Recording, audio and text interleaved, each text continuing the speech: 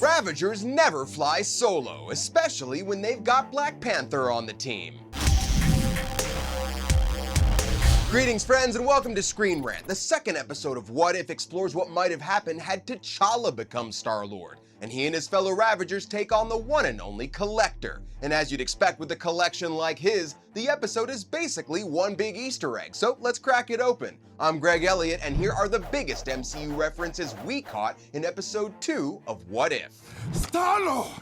I'm a huge fan of your work. That was not the reaction I was expecting.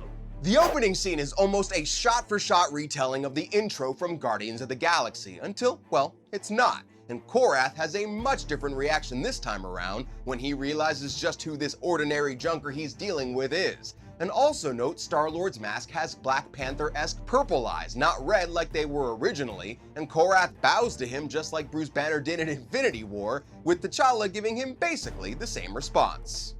We don't do that here. After T'Challa swipes the Power Stone on Morag, Yondu, who in this universe actually gets his teeth fixed, complains that in the old days they would have sold it to the highest bidder, which is exactly what Peter tried to do in Guardians of the Galaxy. And this time around, note that Star-Lord's ship is no longer named after actress Alyssa Milano, but instead Nelson Mandela.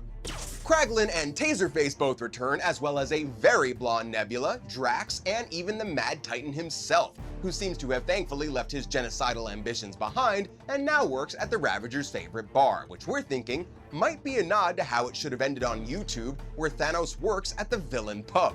Thanos is also apparently into gardening now, just like his post-snap retirement in Endgame, and when Korath questions the family connection between him and Nebula, they both respond much how like Thor often does with Loki. I've never met this man in my life. He's my brother. Adopted. And when we get to Nowheres, where the nods and callbacks really start piling up, the Black Order have now all linked up with the Collector since Thanos isn't running the show. Cosmo the Space Dog is still part of his collection in this universe, in addition to a Dark Elf from Thor the Dark World, and he's even got Malekith's dagger, Captain America's shield, Mjolnir, Hela's headdress, and sadly what looks to be Korg's arm. Made of rocks, as you can see, but don't let that intimidate you. You don't need to be afraid unless you're made of scissors. Howard the Duck, voiced once again by Seth Green, gets significantly more screen time in this episode than he's ever had before. He name drops Frost Giants and Cronins, that's Korg's race by the way.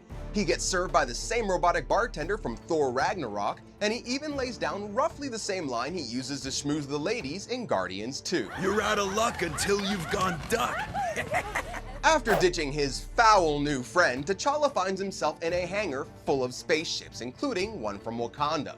But look closely and you'll also see Peter Quill's original Milano, Captain Marvel's prototype jet, the Grandmaster's ship, a Zondarian ship, one of Ronin's Necrocrafts, Ant-Man's quantum bubble ship, and while we can't say it's exactly the same, one that appears to be a very close homage to a Star Wars X-Wing.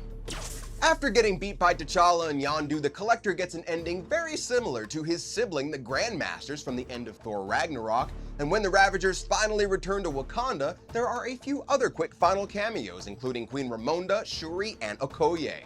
Yondu seems to like King T'Chaka much more than he liked Peter Quill's real dad, Ego, and speaking of which, looks like just because Peter's not a Guardian in this universe doesn't mean that the Celestial forgot all about him, with Ego finding Peter rocking his favorite headphones and working at the same Dairy Queen Ego went to with Peter's mom in Guardians 2. It's been a lot of fun seeing all the what might have beens in Marvel's What If, and we hope that you are looking forward to the rest of the season just as much as we are. So make sure to check back with us each week for more MCU callbacks, references, and Easter eggs, and until next time then, I'm Greg Elliott, thank you for watching, and I'm out. See you.